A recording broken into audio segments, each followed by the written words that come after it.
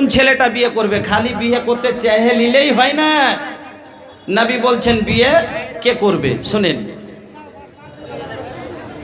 ইয়া মাসারা সাবাবে মান ইসতাতা মিনকুমুল বাত ফালইয়াতাজাওয়াজ।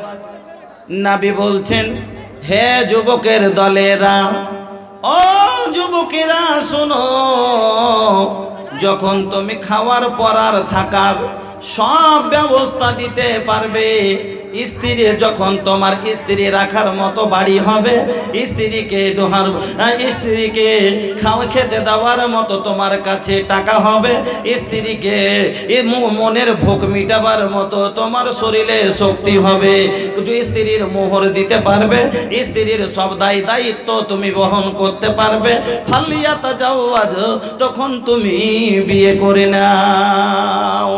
যখন তোমার সব হবে তখন বিয়ে করো। এবার এই জিনিসটির মধ্যে যদি কোনোটা আছে কোনোটা নাই, বাড়ি নাই, শরীরে শক্তি আছে, স্ত্রীর জন্য রাতে ঘুম আসে না, রাতে ঘুম আসে না, তবে কিন্তু রাখার মতো বাড়ি নাই, বিয়ে করতে পারবে না। বাড়ি আছে, বাড়ি আছে, কিন্তু এমন হটহটা বুড়া বা এমন বেমাইরা চ্যাংড়া যে স্ত্রীকে শান্তি দিবার মতো তার শক্তি নাই, বিয়ে করা যাবে না।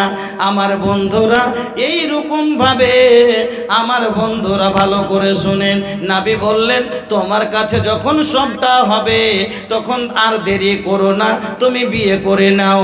আমার বন্ধু, এবার বিয়ে কে করে? ছেলে করে, আর মেয়েরা সহমতি জানায়। এবার আমরা যখন এই ছেলেটা দেখলাম বিয়ে করার মতো, আর মনটা হয়ে গেছে, ছেলেটা আমার বালিগ হয়ে গেছে, বিয়ে দিতে হবে, তখন আমরা মেয়ে খুঁজি। প্রথম কাজ আমাদের মেয়ে খুঁজা, একটা মেয়ে খুঁজব।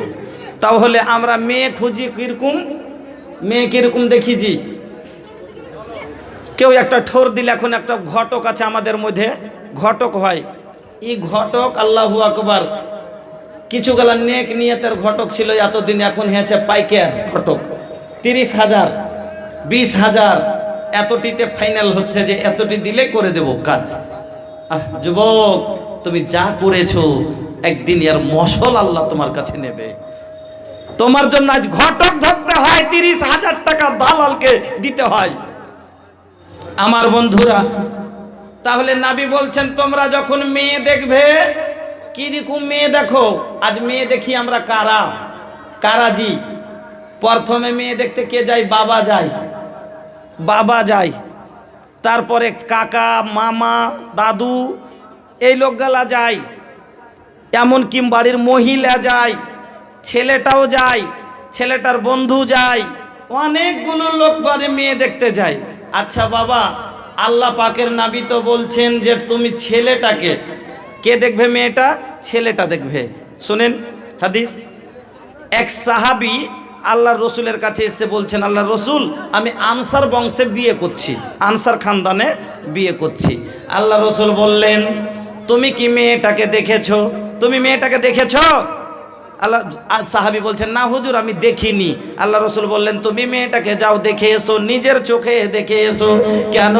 ইন্না আনসারুল আয়ুন সাইয়া, আনসার বংশের লোকদের চোখে কিছু থাকে, মানে আনসারি লোকের চোখ যাচ্ছে, ওখানে কিছু কয়রা চোখী লোক হয় না, আমাদের এলাকার মধ্যেও হয়, কারোর চোখটা একটু কয়রা হয়, তো কয়রা চোখটা হয়, তো যদি তখন দেখবে না, কাল হয়ে তুমি বলবে চোখ কয়রা, আমি থুবো না, এ লেগা তুমি নিজে দেখো। আমার বন্ধুরা, মেয়ে দেখবে ছেলেটা, কিন্তু আজ মেয়ে দেখি বাবা, দাদু, নানা, নানি, যত লোক আছে, এমনকি ছেলেটা কি 14টা খালি বন্ধুকে নিয়ে যায়, দেখে মাল বলবে কিনা। আস্তাগফিরুল্লাহ। যুবক, তোমার দেখাটা সব সুন্নতি তারিকা, বাকি যে কোটা করেছো এটাই হলো বিয়ার গার সুন্নতি তারিকা। আমার বন্ধুরা, এবার নবী বলছেন তোমরা মেয়ে দেখবে। মেয়ে যা দেখ কিরকম দেখছে, আমাদের সমাজে মেয়ে কিরকম দেখে, আল্লাহ রসুল বলছেন মেয়ে কিরকম দেখা যায়। তুনকাহুল মারাতু লিআরবাইন, লিমালিহা ওয়া লিহাসাবিহা ওয়া লিজামালিহা ওয়া লিদীনিহা ফাজফার বেজাতি দিন। নবী বলছেন মেয়ে দেখার সময় চারটা জিনিস দেখা যায়, মানুষ চারটা জিনিস দেখে।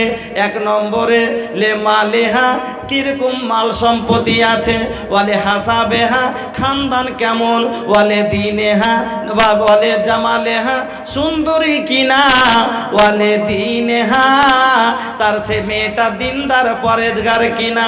নবী বলছেন শুনো, এই চারটা জিনিসের মধ্যে যদি তুমি দিনদার পাও, ফাজফার বেজাতি দিন তারে বাতে আদা, তাহলে তুমি দিনদারটাকে তারজি দাও, দিনদার মেয়েটাকে বাড়িতে আনো।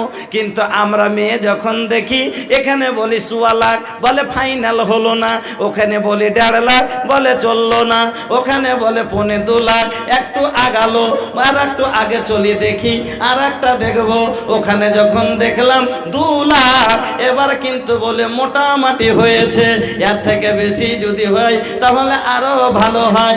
আমার নবী বলছেন শোনো, তুমি দিনদার দেখো, টাকা দেখিও না, কারণ এই টাকা তোমার আজ আছে কাল থাকবে না। এই দিনদারি তোমার স্ত্রীর, এই দিনদারি তোমার সম্পত্তি বাড়িতে আসবে, এই সম্পত্তি তোমার লুটে যাবে না। আমার নবী বললেন শোনো, আর দুনিয়া ও কুল্লহা মাতা, আরে দুনিয়ার সমস্ত জিনিস তো সম্পদ, কিন্তু ওয়াখাইরু মাতা ইদ দুনিয়া আল মারাতু সালেহা, দুনিয়ার মধ্যে সব থেকে কিমতি দৌলত, দুনিয়ার মধ্যে সব থেকে কিমতি সম্পদ যেটা, সেটা হলো নেক স্ত্রী। নেক নারী যদি পাও, দিনদার পাও, দুনিয়ার সারা সম্পত্তির ওপরে সেই হলো 1 নম্বর। একে তুমি হাত ধরে একে নিয়ে এসো বাড়িতে।